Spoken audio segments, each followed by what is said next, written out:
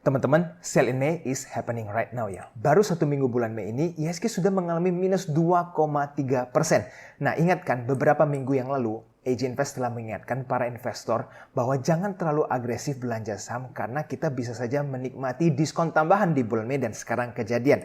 Padahal di bulan April itu IHSG hampir mendekati angka 7.000 dan baru 1 minggu melewati bulan Mei, IHSG sempat menyentuh angka 6750 dan menurut saya kita harus tunggu di minggu kedua sampai minggu ketiga. Siapa tahu akan ada diskon tambahan nih di bulan Mei ini. Padahal kalau dari segi asing itu pergerakan asing cukup sideways ya, tidak ada sell off yang begitu besar. Berarti dana di lokal ini yang terus exit dari market.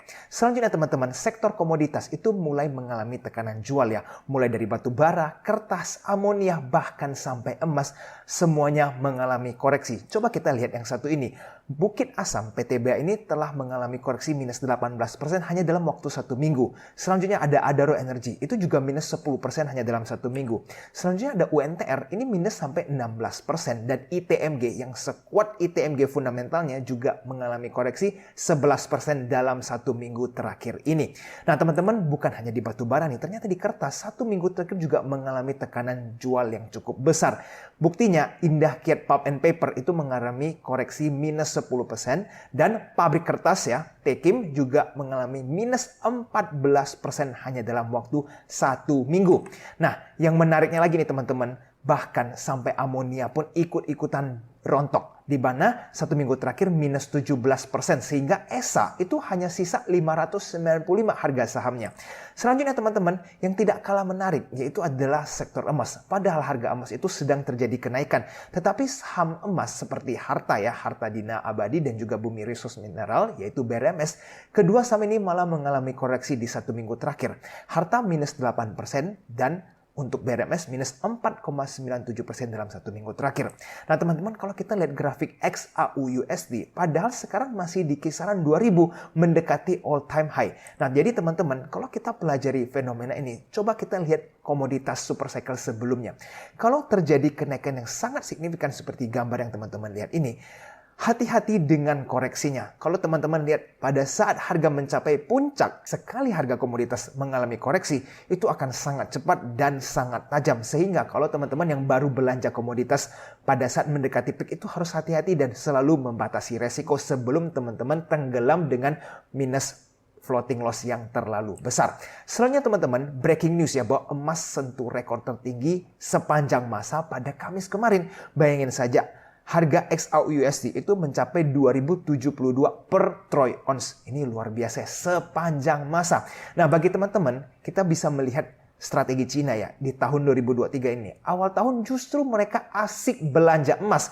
Gold reserve mereka ini bertumbuh pada saat awal tahun di Januari 2023. Bagi teman-teman yang suka trading gold menggunakan futures, make sure untuk batasi resiko ya. Kalau selama XAU-USD di atas moving average 200-nya selama itu masih aman. Tetapi kalau sudah turun di bawah itu, make sure untuk membatasi resiko cut loss. Dan teman-teman, kita lanjut ya. Euforia negara-negara meninggalkan US dollar ini semakin besar. Bayangin saja, ada 19 negara yang ingin join BRICS ya. Dan inilah list negara tersebut. Ada Indonesia, Meksiko, Turki, South Korea, Philippines, Pakistan, Bangladesh, Vietnam, Egypt, Nigeria, Iran, Thailand, Argentina, Algeria, Irak, Uzbekistan, Ethiopia, Democratic Republic of Congo, dan juga Sudan. Nah, bayangin saja teman-teman, Indonesia ini menjadi salah satu negara yang ingin masuk BRICS. Semoga saja berhasil ya. Dan saya support Indonesia untuk terus bisa masuk ke dalam BRICS ini. Nah, teman-teman, kita juga lihat US dollar ini masih tetap terpuruk ya. Sampai sekarang USD IDR itu masih di kisaran 14.674. Dan nanti kalau banyak negara yang semakin meninggalkan US dollar dan masalah di US tidak selesai-selesai dan ditambah lagi harga emas yang terus meningkat, maka resiko terhadap US dollar ini akan semakin besar. Nah teman-teman, selanjutnya yaitu musim IPO kembali datang nih. Ada 5 saham yang akan melantai di bursa dalam waktu dekat ini, yaitu adalah Tire, PT King Tire Indonesia, ada PT Tripar, Multivision Plus yaitu RAM, ada DOOH, PT Era Media Sejahtera, ada PT Informasi Teknologi Indonesia yaitu Jati, dan juga ada MPXL yaitu MPX Logistik Internasional. Nah biasanya teman-teman kalau ada banyak saham yang IPO di hari yang sama, ada 1-2 saham yang berpotensi mengalami ARB. Jadi teman-teman make sure kalau teman-teman ada yang ikut semuanya, batasi resiko ya, jangan sampai ke bawah ARB beruntun-runtun akhirnya lossnya malah besar. Dan teman-teman pasang trailing stop untuk saham-saham yang kemungkinan terjadi arah terus-menerus sehingga teman-teman bisa memaksimalkan profit teman-teman sekalian. Dari kelima saham ini menurut saya yang menarik ada 2 nih. Pertama yaitu adalah RAM. Dan yang kedua adalah Tire. Karena jumlah allotment-nya untuk retail ini cukup reasonable ya. Untuk RAM ini 1,4% sampai 4%. Dan untuk Tire ini 1,3% sampai 2,4%. Jadi tidak terlalu besar nih untuk penjatahan ke retail. Dan PBV kedua saham ini juga reasonable enough, tidak terlalu tinggi. Dan teman-teman ternyata ada satu saham dengan kode SMIL ini mendadak muncul di IPO.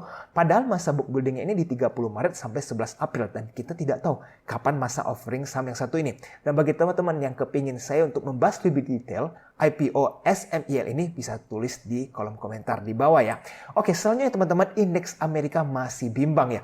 Bank yang collapse ini berlanjut. Teman-teman masih ingat kan SVB, yaitu adalah Silicon Valley Bank yang sempat mengalami masalah lalu disusul oleh First Republic Bank. Dan sekarang teman-teman ternyata ada bank yang ikutan collapse, yaitu adalah Pacific Western Bank.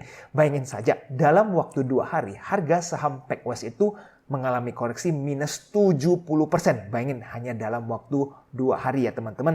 Nah, apakah fenomena bank yang kolaps ini akan berlanjut? Menurut saya bisa saja. Kenapa? Karena The Fed itu belum menurunin suku bunga. Sekarang ini suku bunga di Amerika itu ada 5% ke atas. Dan dengan suku bunga yang setinggi ini, sudah 3 bank yang mengalami krisis ataupun kolaps. Nah, kalau tidak ada penurunan suku bunga, berarti kan resiko bank untuk kolaps di kemudian hari semakin besar. Khususnya adalah bank-bank yang high risk dan capitalnya kecil. Jadi teman-teman terus waspada ya untuk saham-saham yang ada di Amerika. Oke teman-teman, sekarang kita masuk ke good news ya. Laporan keuangan kuartal pertama tahun 2023 sudah banyak yang keluar nih. Saham-saham banking hampir semuanya itu membukukan all time high. Bayangin saja saham seperti NISB dan BNGA ini, kedua perusahaan banking ini mengalami kenaikan all time high di kuartal pertamanya. Coba kita pelajari NISB. Dari sisi income statement, di tahun 2023 first quarter ini mereka membukukan net profit 1 triliun. Belum pernah ya NISB ini membukukan 1 triliun di 7 tahun terakhir di kuartal pertama. Lalu revenue mereka juga naik dari 2,9 triliun di tahun 2022 menjadi 3,9 triliun di tahun 2023 untuk first quarter. Dan yang tidak kalah menarik, total equity mereka juga bertumbuh di tahun 2023 mencapai 35,4 triliun dan ini tertinggi sepanjang 7 tahun terakhir. Sehingga pengendalinya masih serius untuk mengembangkan NISB. Selanjutnya ada BNGA. Net profit mereka juga luar biasa, 1,6 triliun dan ini belum pernah ya sepanjang sejarah. Di first quarter mereka, di revenue mereka juga terjadi pertumbuhan menjadi 5,4 triliun di mana di tahun yang sebelumnya hanya 4,6 triliun. Dan yang menarik juga total equity mereka tetap bertumbuh menjadi 47 triliun sehingga dari sisi income statement maupun balance sheet BNG terjadi pertumbuhan yang sangat menarik. Jadi BNG ini masih sangat menarik apalagi nanti kalau kuartal keduanya membukukan all time high lagi nih. Selanjutnya teman-teman, di luar banking saya ingin membahas ada 5 emiten saham yang dimana kuartal pertama LK mereka juga membukukan all time high. Yang pertama adalah BSDE, di mana revenue BSDE mencapai 2,9 triliun dan net profit BSDE itu mencapai 884 billion ya. Dan ini tertinggi sepanjang 7 tahun terakhir. Dan teman-teman juga lihat equity-nya BSDE terjadi peningkatan yang dimana tahun lalu 36,2 triliun menjadi 40,8 triliun. Sehingga balance sheet-nya BSDE tergolong cukup baik. Oke, selanjutnya ada TB, di mana teman-teman lihat net profit-nya TB itu hampir naik 2 kali lipat. Tahun lalu itu cuma 34,2 billion dan tahun 2023 mencapai 66,7 billion dari sisi net profit. Bahkan omsetnya yang dimana tahun lalu 103 billion mencapai 168 billion sekarang di tahun 2023. Tidak kalah menarik, total equity mereka tembus 1 triliun nih sekarang di tahun 2023 mencapai 1,1 triliun padahal di tahun lalu hanya 848 billion. Dan lanjut nih kita teman-teman, yaitu adalah ASI. Income statement ASI juga net profitnya 8,7 triliun, padahal tahun lalu hanya 6,9 triliun net profit ya. Dan revenue-nya 83 triliun di tahun ini, sedangkan tahun lalu hanya 71 triliun. Bahkan di total equity juga ASI meningkat menjadi 251,6 triliun, padahal sebelumnya hanya 225 triliun. Luar biasa untuk ASI. Kita lanjut nih teman-teman. Ini saham Budi jarang dibahas karena volumenya agak rendah ya. Tetapi income statement mereka ternyata cukup baik. Karena revenue mereka sekarang sudah hampir mencapai 1 triliun, di mana angkanya 987 billion di first quarter. Dan tahun sebelumnya belum pernah nih untuk Budi mencapai angka setinggi ini revenue-nya. Dan net profit mereka juga ada di 34,3 billion. Memang agak kecil sih dari segi margin karena omset mereka begitu besar. Tetapi ini juga pencapaian yang all time high di first quarter karena di 7 tahun terakhir Budi tidak pernah membukukan net profit setinggi ini.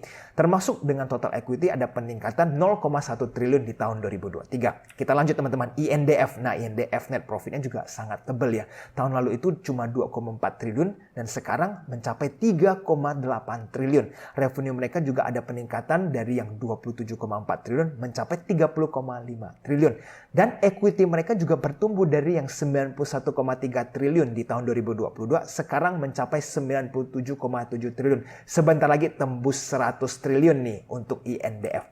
Nah teman-teman, dari semua saham yang tadi saya bahas, pastikan teman-teman analisa lebih dulu dan jangan langsung FOMO dan HK saham-sahamnya. Karena dengan performance yang all time high belum tentu teman-teman harganya itu sudah make sense. Jadi tetap perlu dianalisa ya supaya mendapatkan harga yang paling baik. Nah bagi teman-teman yang ingin berdiskusi tentang dunia ekonomi dan investasi saham, teman-teman make sure ya ikutan Clubhouse bersama Edge Invest setiap hari Minggu jam 8 malam dan saya akan cantumkan linknya di kolom komentar di bawah. Nah teman-teman, untuk final news hari ini yaitu kita akan membahas tentang the progressive of AI. Godfather AI itu resign dari Google si Geoffrey ini. Dan yang menariknya teman-teman, dia resign itu selain karena umur yang sudah tua, dia menyesal dengan apa yang telah dia lakukan. Karena dia melihat perkembangan AI yang terlalu pesat dan mungkin bisa mengalahkan manusia suatu saat nanti. Dan kita selanjutnya lihat apa kata Geoffrey tentang AI. And all these copies can learn separately but share their knowledge instantly. So, it is as if you had 10,000 people and whenever one person learns something, everybody automatically knew it. And that's how these chatbots can know so much more than any one person.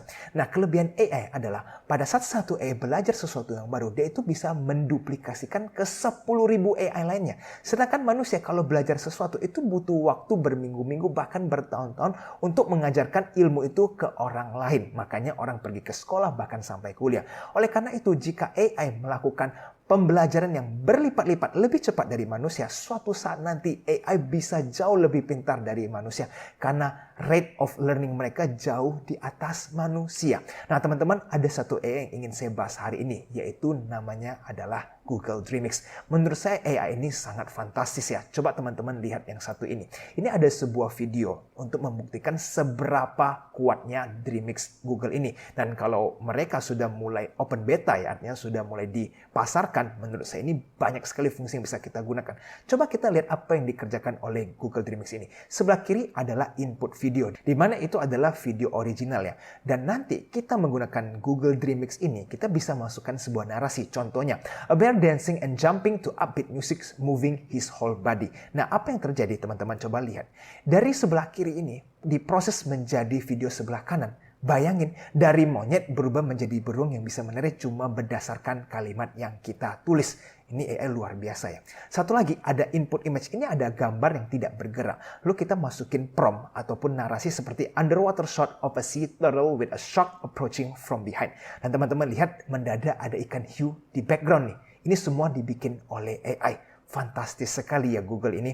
Coba kita lanjut lagi nih teman-teman. Di sebelah kiri ini ada mainan toy ya dari beberapa angle. Lalu kita masukin a toy fireman is lifting weights. Tiba-tiba toy ini bisa mengangkat beban yang padahal bebannya tidak ada di dalam foto. Luar biasa sekali kan AI ini. Nah teman-teman, dan yang contoh kali ini menurut saya the game changer. Kenapa? Bayangin saja, di sebelah kiri ada input video sebuah taman ya, hijau semuanya dan bahkan bergetar-getar. Tetapi dengan kita masukin prompt moving through a field on a wooden path with fire on all sides, tiba-tiba seperti ada kebakaran ya. Nah jadi teman-teman, sekarang siapapun yang mempunyai creativity sangat tinggi itu bisa menciptakan video baru menggunakan AI. Bayangin saja Google DreamX yang baru keluar atau masih beta bisa memproses seperti ini. 5 tahun kemudian DreamX ini akan seperti apa? Dunia perfilman itu akan berubah seperti apa kalau semua manusia bisa mendeskripsikan dengan baik lalu AI menciptakan scene sesuai dengan apa yang kita inginkan. Nah jadi teman-teman, saya ingin mengajak teman-teman untuk terus update tentang perkembangan AI. Jangan sampai teman-teman ketinggalan karena AI itu terus belajar setiap detiknya. Dan jika teman-teman malas belajar dan tidak mengikuti perkembangan zaman, lama-lama teman akan ketinggalan AI dan pekerjaan teman-teman juga mungkin terancam karena AI akan jauh lebih pintar dari manusia. Hopefully kita akan terus upgrade diri kita supaya kita bisa berimbang dengan AI dan berdampingan dengan AI. Oke, video hari ini sampai di sini dulu ya. Sampai jumpa di video selanjutnya. I'll see you again next time. Bye-bye.